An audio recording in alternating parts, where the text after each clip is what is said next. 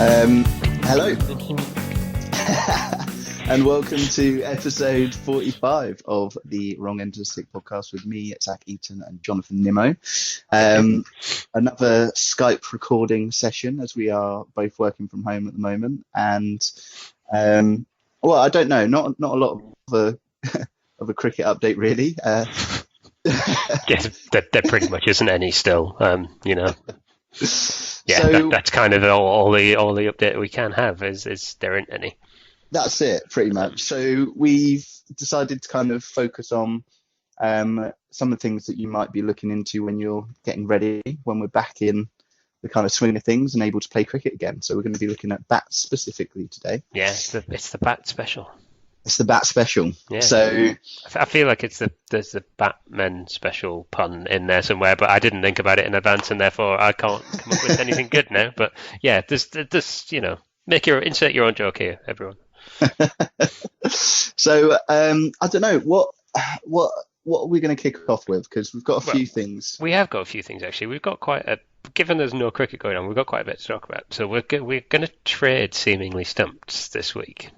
We're going to experiment, aren't we? After 45 episodes, we're going to start doing some new stuff. We're going to trade Seamingly Stumped. So you've got one that you're very confident I'm not going to get. And I have one that I think you're probably going to get.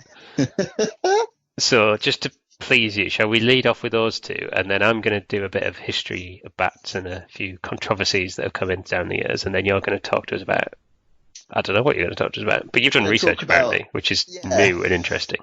I know, right? So we're going to talk, after the Seamingly Stumped, we're going to talk a little bit about selecting a bat. So if you haven't bought a bat before, what are the kind of things that you should be kind of recognizing and looking out for, and some of the personal things and preferences that you should take into account. So I want to hear your stump then, right? Let's do this. Yeah, and then of course we're finishing off with we've got a new feature. Just to tease that in advance to make sure people listen to the end of the podcast. We've got a new feature coming for you today. Yeah, and you've are we going to tell them the name, or are we going to wait? No, we're going to wait for that, because the name is probably the best bit of the feature. We're probably going to forget about this feature in 2 weeks, so the announcing of the name will be the high point, and it'll all go downhill from there. So it's the way things go with this podcast, you know. That's it. Right, so Seamingly Stumped. So who is going to go first? We need a toss. I haven't got a coin. Have you got a coin to do a toss? I feel like it's only fitting for cricket-related things to actually do a toss. I'll tell you what, I do have a coin. Good. Right, I'll flip it, you call it. What do you want? Okay. I want heads. Heads. Hang on. Show me that video of that coin landing. I want to see. It is tails. Right, your choice. Do you want a battle ball first? I mean, do you want to... You go first. You want me to ball first? All right. Yeah. I'm going to ball my one at you. Right, okay. My Seamingly Stumped today is a mongoose. What is a mongoose? God. Oh, you said I would have got this. I thought you would get this. I thought you might have known this one. I do feel like we've covered it.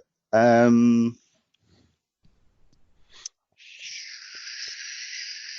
no. It's bat related, is it? I'm not giving you clues. Oh God. Oh. Are you going to give me clues? No. Yeah, you see.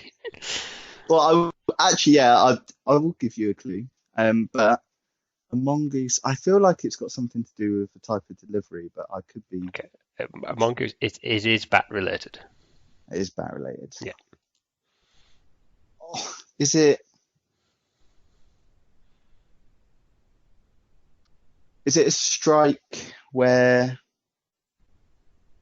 No. Do you know what? I haven't got it. I was going to guess and say, is it a strike where you hit the ball that had a bit of a slivery delivery, so like a spinner?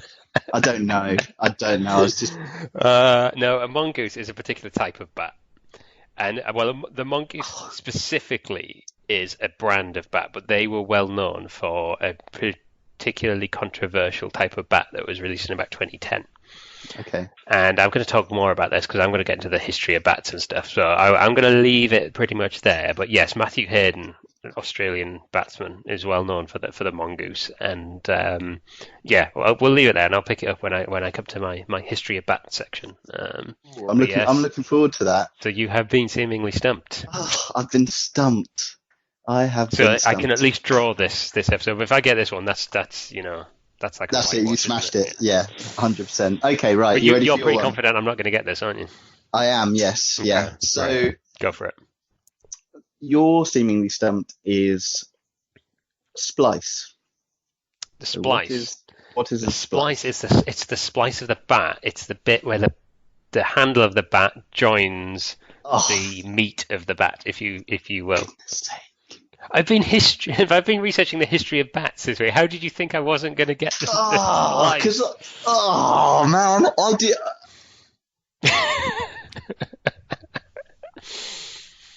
Well, Oh, sorry, my headset almost fell off in celebration there. Yes, splice. That is a whitewash to me. Thank you. yes, that Thank is you, adoring fans. Oh, I haven't got my exact. soundboard ready either. That's disappointing. That Yeah, that so was you are overlooked, wasn't it? 100% right. A splice is it's a part of the bat that is it's a piece of wood joining, and and it is at the tip of the bat.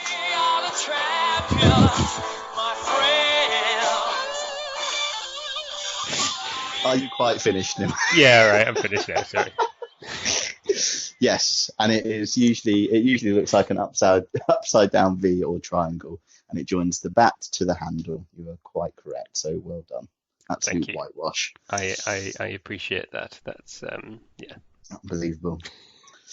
Um, so I'm intrigued. I'm intrigued about the history of the mongoose bat, Right. and Where the mongoose bat, the mongoose. Oh God, I can't speak today. The mongoose bat comes into it, but so we're going to go and have a little walk down memory lane because there's quite a few changes, sort of in the early bits of history of cricket, and then not a lot of changes after about 1900 till well, pretty much now, except for one or few controversial bats that we've got.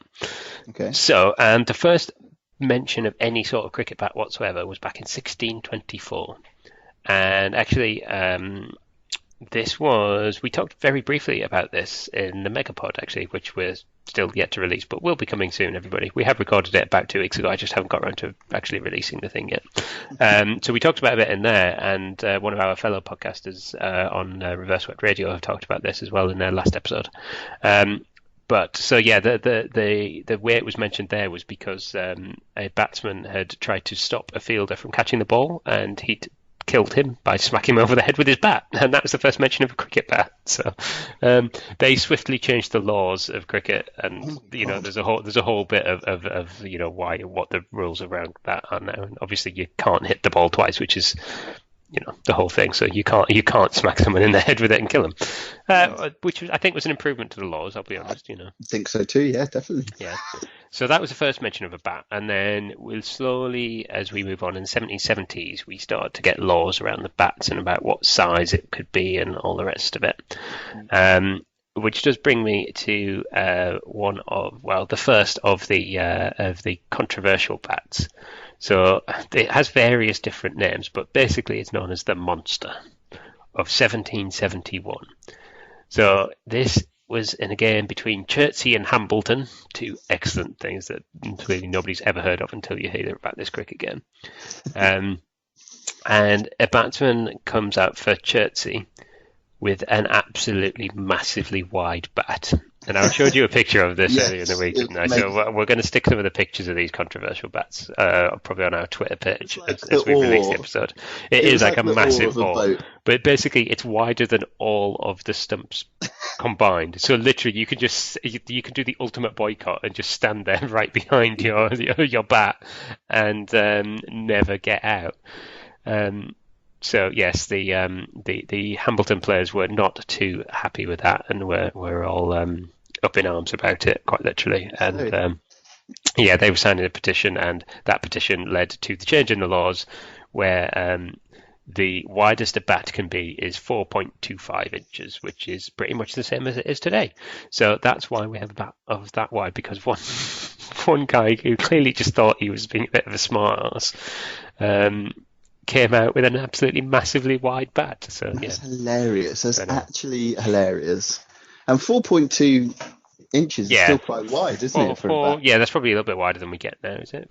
Yeah, 4 inches. 4 inches? I'm just trying to, I don't have a tape Yeah, measure. I'm not sure how what width the normal bat is now, but I don't think it's particularly different. It might have slimmed down a little bit, but that's Yeah. probably about it. But yeah, from there again, we don't get much changes. We get a few bits of where the bats become a bit lighter. They start using different things, and they start like maneuvering around where the weight of the bat is kept, which I think you're going to talk about. Mm. And then about the 1830s, cricket bat makers started to make splicers, which is the bit that obviously connects the bat to the handle. So the handles were different kinds of wood, and that's where that's where that comes in, and why that is different. And again, there's a bit. The next bit of controversy comes in, well, actually, quite a lot later. Mm. But what we had sort of later on was graphite, the handles being made of graphite, which did eventually get outlawed, but they were meant to make it still very light but extremely strong. And it basically came out to the fact that eventually you can't have anything on the bat other than wood, and you can't have these metal handles that they were starting to have. So that's where that comes from. And then and they slowly through this sort of the 1830s, 40s, and 50s, they started restricting the length of the bat, and there's other odds and ends that people have clearly tried to do as the bat evolves. But effectively, from about the 1870s onwards, we pretty much have the cricket bats that you would recognise today. So that's where the bat comes from. Apart from some of these like really modern players who start to think pretty much like they were in the 1800s, they start trying to play with technology a bit and trying to get a bit of an edge. Right. So the mongoose. The mongoose comes along in 2010. And the Mongoose, as I say, is a company in London, I think, which were trying to come up with just different varieties of bats and technology in cricket. And what they've done is they've created a bat with a really, really long handle and a really short bit of the bat. And it looks really weird. Again, I'm going to put a picture up on Twitter or something. But yeah, if you Google I'm the going to do it now, mongoose yeah. bat, it's just got a really long handle, and I don't even know how to describe it. Have you Uh, got it there? I'm just, it's going now. It's just loading. Yeah, it just looks really well. It just looks a bit bizarre, really, to be honest. But yeah, you just see like a really long handle and like a really tiny bit of bat at the bottom, and you're like, oh, it just yeah. But Matthew Hayden used this in the IPL. And to be honest, he smashed, and was it that year or the following year? He smashed 93 or 43 balls with it. So it can go a long way. Basically, the entire bit of the bottom of your bat is just all sweet spot. So if you It's more connect like with a it baseball, isn't it? a little It's bit, yeah, a little bit, baseball bat. it just goes a long, long way. Apparently, when he's been interviewed about it since, he says that it's basically once you hit it, it's like hitting with a brick. It just absolutely flies. Hmm. Um, but unfortunately, you can't defend with it, as you can probably tell, No. because it's tiny. So it's Yeah. not all that useful. And I think it's pretty much, although I don't think it's officially banned, it's basically fallen out of use because nobody can actually defend anything with it. So it's very good for attacking shots, but it's utterly useless for anything where you're trying to defend. How bizarre. Just looking at like It the looks really weird, dimensions, doesn't it? Yeah, it it looks really does. weird. But that leverage with a longer handle Yeah, and being able to swing it more where you've not got yeah, as much wood to kind of contend with, it makes sense that you would be able to, if you yeah. connected, Oh yeah, to absolutely. to really ping the ball. But at the same time, like you say, he's trying to defend I defensive mean, shots. I, So I would love to see you back with one on the sixer side because I mean you don't defend anywhere, so why not just? Although to be to be yeah, honest, you'd miss a lot with that as well, wouldn't you? You know, yeah, probably, in No, sixer I side when would, there's I no would. fielders, you're really looking for like the odd edge that's gonna go anywhere that you don't care where it goes. No, that's it. Um, So, yeah, but anyway, that's the mongoose bat. That's probably the most controversial bat, apart from the monster. Um, but we have got a Wow. few others as well. So Ricky Ponting, it's quite often Australians that are trying to use these things are getting a weird edge. Yeah. Of Yeah, course it is. yeah, sandpaper bat. Yeah, I better try that. Dear. But yeah, so Ricky Ponting had strips of carbon graphite on the back of his bat at one point, about 2006. Hmm. And apparently that was meant to give him extra power, which was obviously, going to be that. So that got banned pretty quickly after that, saying that, they want to keep the balance between bat and ball, and you can't just keep having these like super ridiculous bats that you can play with. And carrying on the theme of Australians as well, back in the 80s, so 70s, this was 1979, Dennis Lilly walked out, the Australian fast bowler, and he walked out with an entirely aluminium bat. And so it literally was, I presume, like a baseball bat at that point. Yeah. And nobody expected it, and everyone was making complaints. His own captain wanted it taken off him. He was like screaming at him from the side, saying, what are you doing? And when he hit a shot, and he hit a drive off Ian Botham, actually, and at that point he thought, the captain thought it should have gone for 4, and it didn't. It only went for 3, and at that point the captain was like, right, that's it, give him a proper bat, and literally took his bat off him. And made him bat with a wooden bat because he thought it wasn't actually as effective. So I don't quite know what the aluminium bat was meant to do, but it clearly didn't. And pretty much that was the end of the aluminium bat. It was short-lived, and it was just by that one player in one game, and that was it. That was the end of the aluminium bat. I think if you playing with like a bat without a handle, for example, the sting that you get, when a ball with pace hits the bat, the willow enables the kind of ball not to bounce exactly, but it absorbs some of that rattle. I can't imagine. Just sounds uncomfortable to do it with a metal bat. Yeah. To be kind of swatting away, kind of 80, 90 kilometer per hour balls coming at you. It just doesn't make sense to me. Yeah, no, it's yeah, yeah, bizarre. And the whole thing of cricket is, you want a proper bat with a bit of weight to it, a bit of something there. So, yeah, but that was it. So that was my plotted history of random cricket bats and controversies and history of cricket bats. Yeah, there are a few other honourable mentions. Chris Gale comes out with some funky coloured bats in the IPL and stuff, and as he would. He had to be in there, didn't he? But that's it in terms of bats. So there you go. So are you persuaded to use a mongoose bat at any point? Do you know what? They're not banned. So as you were kind of talking about it, I did kind of just have a quick look and just to make sure that they kind of weren't banned and gauging whether or not. I mean, whether they're banned in our 6-a-side games or not, I don't know. But yeah, I mean, it's not. I wouldn't recommend going out with one unless you really know what you're doing. Because I think unless you really for 50 quid, I would just to for a laugh. Yeah. Yeah, but basically, its handle's 43% longer, and the blade is like a third less of the size. So. Yeah, I think I'd be willing to give it a go, to be honest. I'm just I was kind of looking to see where I could get one, so but probably the Salisbury bunch and some of the old school cricketers. Yeah, I don't think it would go down well at your local clubs and stuff, to be honest. I think you would probably forever be known as the mongoose after that. Yeah, or just get laughed at just in general. Yeah, so I'm not convinced. I don't actually know. I've not seen them for sale, so I've not tried to buy one. So, but I don't know how expensive it is. But yeah, be a special on the podcast. We can give me a mongoose bat.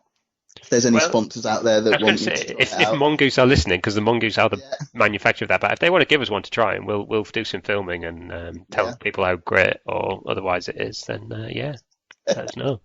I might tweet them and see if they'll give us one. Send us a bat, and we'll see if it's good. Apparently Zach will pay 50 quid for it, so Yeah.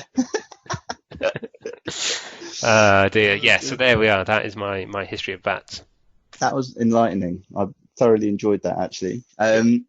So, which leads us neatly onto kind of my topic for today, which is we're going to be talking about. So you're new to cricket. I You am, yeah. you want to get all the gear.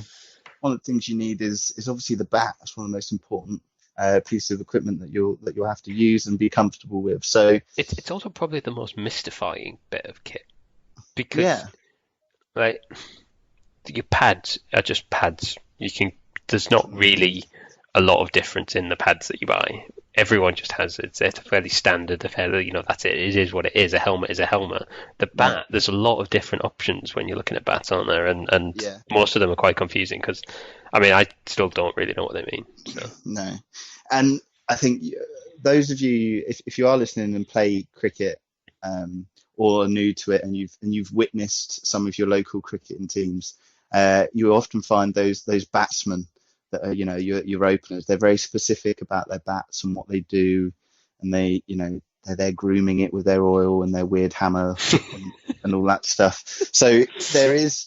And that comes with kind of time and being precious and a bit of a bit of kind of what's the word, like superstition around the whole bat. It is a very particular and very uh, individual piece of kit. And so me and Jonathan were talking about it the other day, and it's like when we were thinking about getting a bat, I automatically thought, well, Chris Gale has a heavy bat.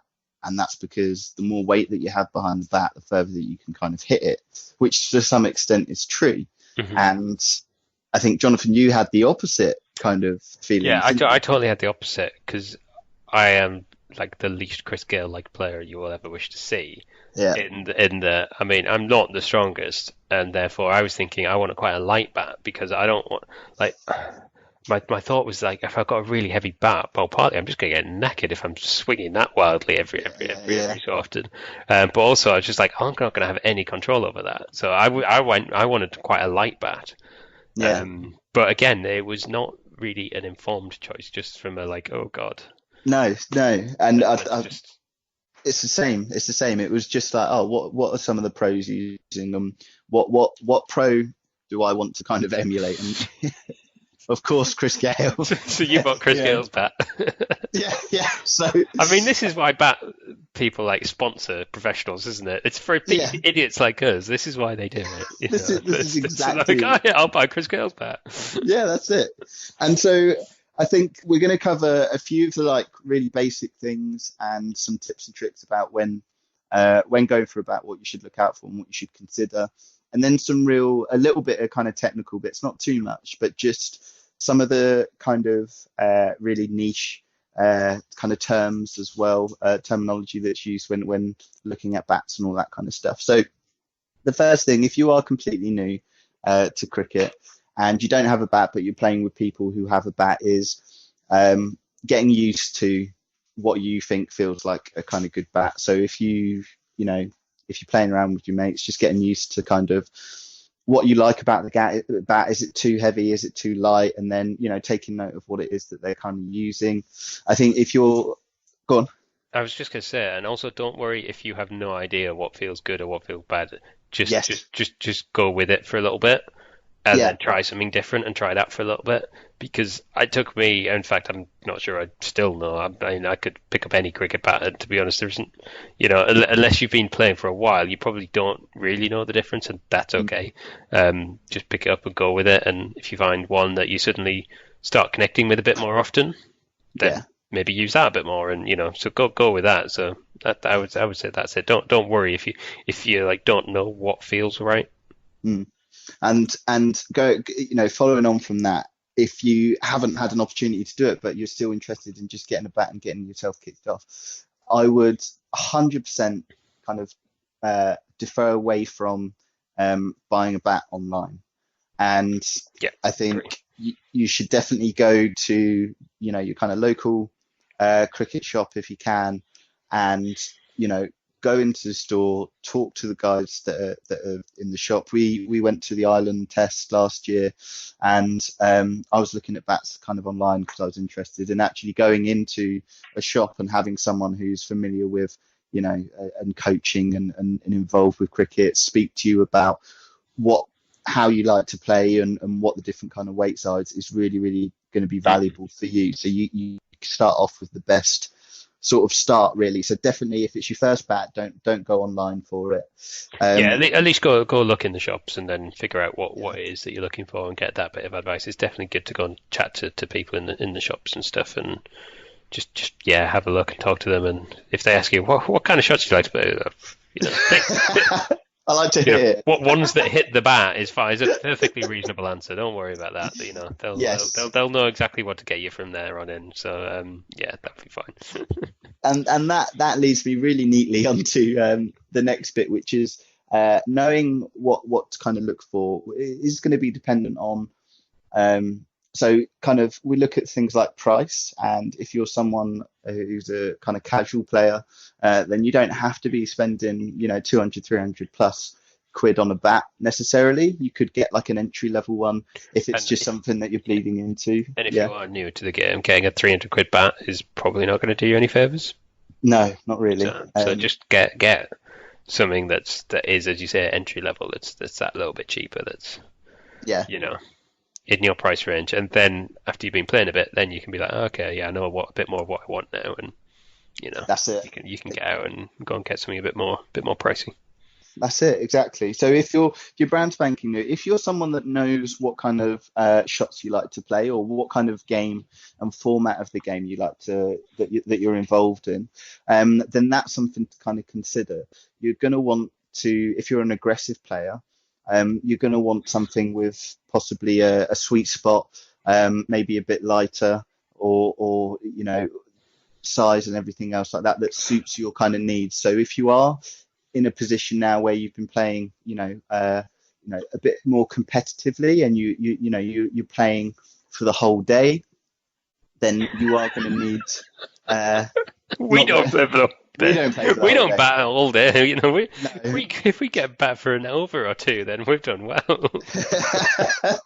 But I suppose if you're playing like every weekend and occasionally throughout the week, then making sure that you've got a bat that can stand up to a lot of deliveries, especially if you're going up against people with a bit of pace. So definitely putting your kind of money in there is going to be sort of useful. But if you are completely new to the game and just playing casually, then I would look for the kind of cheaper bat. If you look at me and Jonathan, for example, we went halves on a bat and some gear, and it was, I don't know, it's like 120 quid for pads and bat or something like that, wasn't it? Yeah, that was about right. Yeah, and that was ideal. It's still going now, actually. And it kind of does the job. So you don't need to spend a kind of lot of money. Now, in terms of some of the well-known kind of brands, so you've got, if you are kind of not to say that you're all the gear and no idea like us,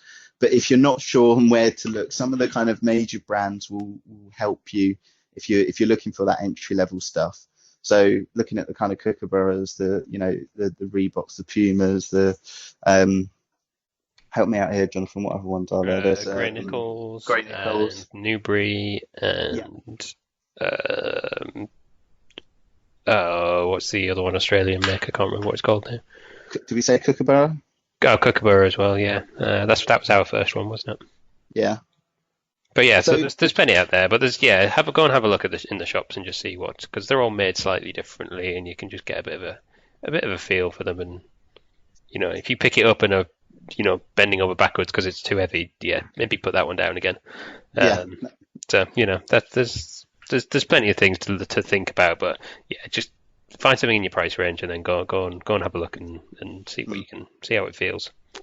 And I would say another tip is that when kind of buying a bat, I'm not going to go into kind of the different grades of wood, but there are some real basic things that I think if you're new to the game of cricket that you need to be aware of, and that's that most professional kind of level bats are made out of willow.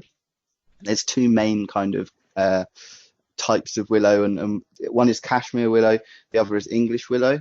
You want to be going for English willow if it's in your price range, and that you can kind of go for it, as that's what is Yeah, considered the premium. I think you're right, and when you get into English willow, there's like six different grades of it and stuff, Yeah, and yeah, that's where you start to get a bit more technical. But I would say that it's not even. I think English willow is that's the bat you need to buy if you're going to be playing cricket regularly. mm, Don't buy a cashmere one because the cashmere ones will be, maybe 20, 30, 40 quid. yeah, That's not going to last 10 minutes in a net session against a hard ball with somebody who's bowling at a reasonable speed. That's just not going to last. yeah, It will break and you will be annoyed. You might as well spend the 100 quid or whatever it is to get the cheapest English willow version, because that will last you. It might not be the best quality. It might not be what, the pros are using, but that's going to last you at least. And it's yeah. And as I said, there's different grades and even like grade 4 and 5, which aren't the best, it's still going to be far better and it's still going to have a lot longer lifespan than any cashmere willow. And cashmere, if you see something that looks super cheap online, that's probably what it is. So make sure it's yeah, an English willow. yeah, Otherwise, it ain't going to last. yeah. Too right. And another thing that you'll probably hear as well on the back of that. So you know that willow's going to be the best wood. Don't go, if you can, definitely try and get English. If not cashmere, but again, exactly what Jonathan said, definitely don't go for any other kind of woods like pine and stuff that they kind of use, because it's not going to do you justice if you're looking to start playing. Another thing that you probably hear is like grains, and um, basically like on the face of the bat. So the the face is what's going to be striking the ball. There's a number of grains that go down it, and that determines a number of things, but they they are different sort of things. So the grains are kind of like they're not an indicator of necessarily performance. Like usually, the more grains that there are, is that the bat will indicate that the bat can perform at a high level and is more dynamic and versatile. And the less amount of grains, although it won't do that, it might be that it has more longevity, so it lasts longer. Um, People say 6 to 10 grains down the face of the bat is what to kind of shoot for. I don't know enough about really what it is. If people ask me about grains, I just kind of nod and quickly count what's on my kind of bat. But yeah, and that's what I would kind of suggest if people say Yeah. 6 to 10. I think Six to people 10. who are looking for first bats just don't even worry about that. That's Yeah, just try and leave that be, because it's stuff that you'll maybe learn about in years to come. After having a podcast for 2 or 3 years, when we get there, we'll let you know. Uh, okay, so I've got a question for you, Zach. yeah, When I was first looking and reading about cricket bats and thinking about I want to buy a cricket bat, hmm a lot of what you read about is about the pickup. What yeah. is the pickup? Yeah, so the pickup. So the pickup is basically is exactly what it says on the tin. Really, it's about how the bat feels when you're picking it up. But it also means that you're not just going to pick it up and say, "Oh yeah, definitely a bat." Wood. It's a yeah, a bit of wood. When you pick up the bat, it's about taking guard, or taking your getting ready in your stance that you would usually before striking the ball, and feeling the kind of weight of it when you're doing your trigger, which is the movement before you strike the ball. How does it feel on that kind of uplift? Does the handle feel kind of comfortable? Is it too heavy? Is it too light? Does it need to be a bit kind of longer? If you've got a shorter handle, does it need to be a bit longer if you're 6 foot something or other? And it's all of those things combined, and it's basically how the bat feels uh, when you pick it up, and when you're just there, not doing anything, but just kind of practicing that kind of driving motion. How does it feel in your hands? Doing your kind of triggers, taking a step or two with it. Just the general sort of feel of the bat, and seeing if that kind of works for you really. And that's pretty much the pickup, and how when people talk about the pickup, that's what they kind of generally mean. I think that's right, isn't it? That kind of covers it. That covers it really well. Yeah, yeah, it does. Um, yeah, so I think some of the main points that we covered, deciding on the bat is, um, you can get them online, but definitely go to a shop to at least start uh, kind of having a chat and feeling some of the kind of bats out and seeing what's going to be right for you. Don't just say, you know, Ben Stokes is my favourite cricketer, so I'm going to get his bat. Take time with it if you're going to put a bit of money into it. There are some really great entry level bats that you can get online once you've made a decision, and in stores if you want to go in and make sure that you've got a kind of feel of it. Trust in some of the brands if you want to trust in some of the brands, that will help you kind of make a decision as well if they're in your kind of price range. What else did we talk about? I've got one more final question for you. Yeah. Knocking in. What is knocking in, and do we need to do it? Oh, okay, knocking in. Right, okay. So if you've ever been to a cricket game, like locally, and some flash git has got a new bat, you often see him at the sidelines with some oil and like either a hammer or a weird stick with a fake cricket ball on the end of it.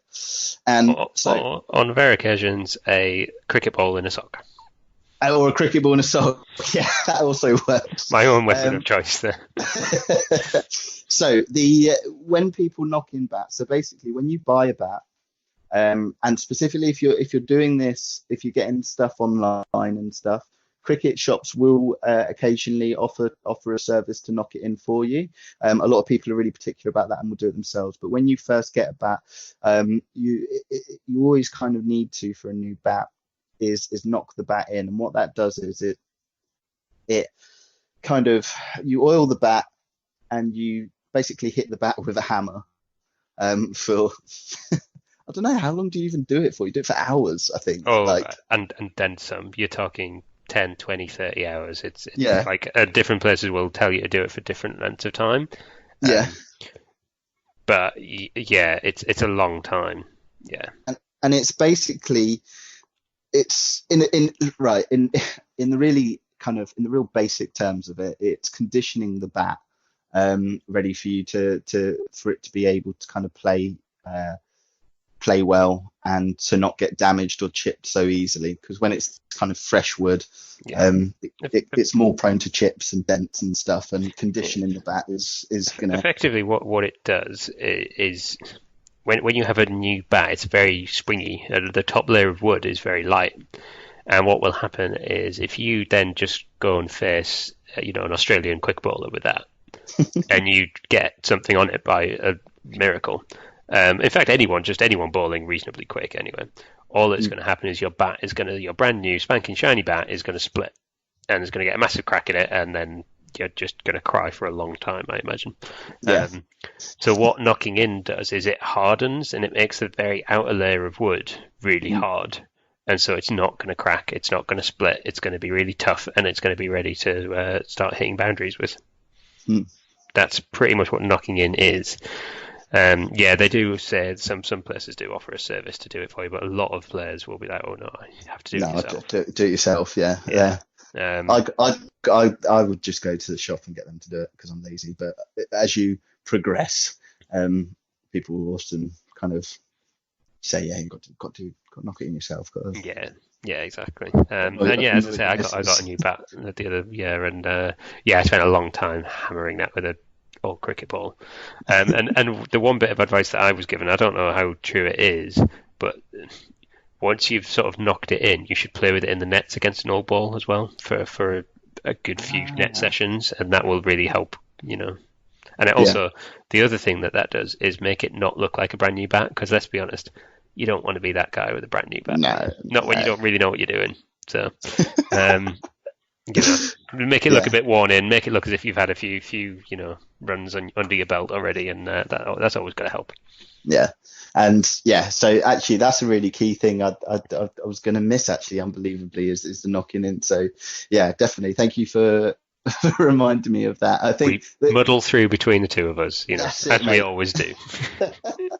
I'd say like the best analogy for knocking in, if you don't understand it, is if you've ever seen like those kickboxers and they're just there aimlessly hitting a tree, It's essentially the same thing that you're doing for your cricket bat, and that's conditioning it ready to play. Yeah, I think that covers pretty much that's excellent. the majority of stuff. I'm not going to go into like grades and length and stuff. No, no, I don't think we need to do any more than that. I think that was good. Sweet. Well, there Yeah. you go. There's buying your first bat. Buying your first bat in a single podcast episode. What more could you want? Well, actually, you've got one more. What more you could want? Because you've got a brand new feature from the wrong end of the stick podcast. Yes, we do have a new feature. Are we ready? Yeah, you deliver the name and stuff. I'm not going to sing it, but I was tempted. We have got. So we talked about doing one full episode of this, and then we changed our mind. We're going to make it a regular feature instead. And this regular feature is Two Can Play That Game.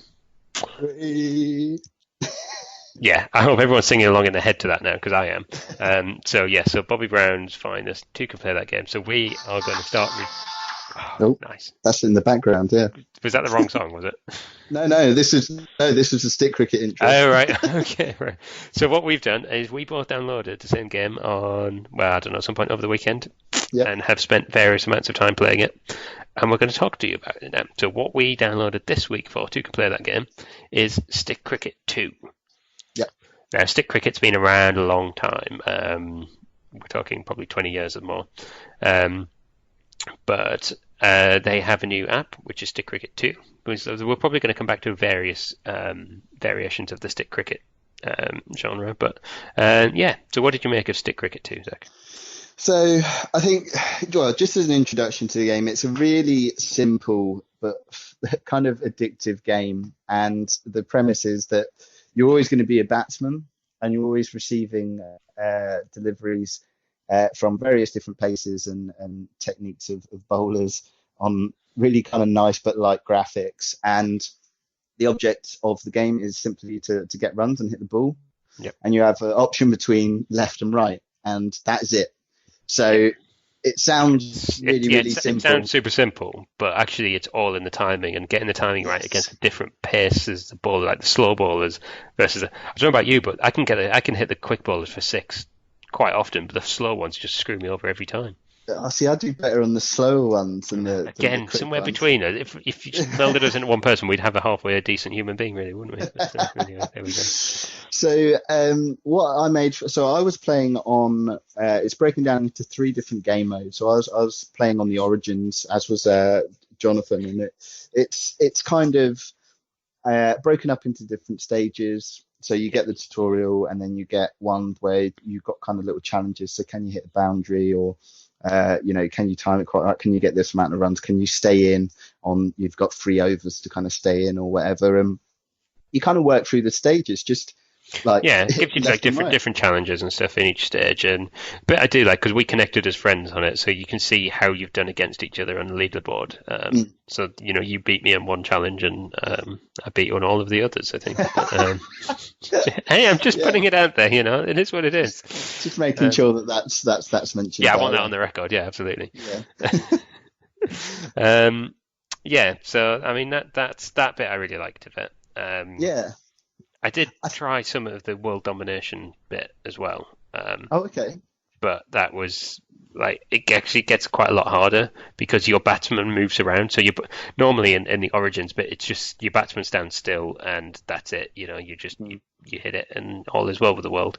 On this one, your batsman jumps around just to give you something else so he suddenly will jump over to the right, and therefore hitting it to the right is not going to do you any good anymore, and you've now got to go and hit it a different way, which just that's another level that started to mess with my brain a bit more. But it's an extra challenge, I guess, for you. That's interesting. I don't know how I feel about that. I just like the static thing. I think for my summary, if you want like a really light, fun kind of game to do, like, I don't know, on the bog or on the way to somewhere, or just something hilarious, then it's a real good kind of time waster in terms of, it's fun, it's cricket related, you can challenge yourself or you can challenge friends. Have you noticed as well, on like the very front opening page, there's like a male player and a female player. You can pick the female player. You can change the gender, but you can. The female player looks spitting image in cartoon form of Catherine Ryan. Ah, But that's just okay. a random aside. Anyway, do Yeah. you want to go into the not so good part of it? Because we probably should warn people about this because it's driven both of us slightly mad as well. Oh God, yeah. So the big the big bit that is really annoying for any of these kind of free apps that you get, and I'm sure a lot of you are already aware of it, is the bloody adverts. Oh my goodness. Because they're not like And I've said these adverts are worse than the average as well. yeah, they're Because so they go on long. forever. There's one of them that's like the slot something or other. It just Yeah, goes on for about 5 minutes. You have to literally put your phone down and go and do something else and make a cup of tea yeah, and come back and like, oh right, okay, now I'm ready to play again. yeah. I don't like the adverts. I know, and I Um, know the whole thing is you can pay £5 and get them turned off, but I just don't do that. I don't spend no, money on apps generally. So no, that's it. So I think apart from that, the only other kind of comments and criticisms I have on it is if you're looking for like a complex game that is going to really challenge you in a lot of different cognitive ways, then this isn't it. no, this is literally I don't want to think for a little while and just want to hit some cricket balls. Yeah, That's yeah, and it perfect for is this. phenomenal for that. But yeah, definitely if you're not if adverts really do upset you, this is going to be one probably to avoid. But if you like a time-killing game with not too much effort, then I'll just hit a six as well. Um, You're playing it as well. if you're looking for a nice kind of friendly, light and breezy time filler, then definitely this is the one to go for. Perfect. Sounds good. Right. I think that's Cool. probably the podcast. Yeah, we covered quite a bit there. We've covered an awful lot. That's yeah. That's going to take some time for me to edit now. So that'll be fun for me. Gives me something to do at this moment, doesn't it? So, well, thank you for listening, everybody. If you would like to get in touch with us, if you've got a game you would like to recommend that we review next, Yeah, or if you are on Stick Cricket 2 and want to join us as friends and show us how much better you are than us, then please do get in touch. We are on Instagram and Twitter at Wrong End of Podcast, or you can email us wrongendofthestick@hotmail.com. lovely stuff. Yeah. And other than that, we'll be back in maybe a week, maybe 2 weeks. I don't know.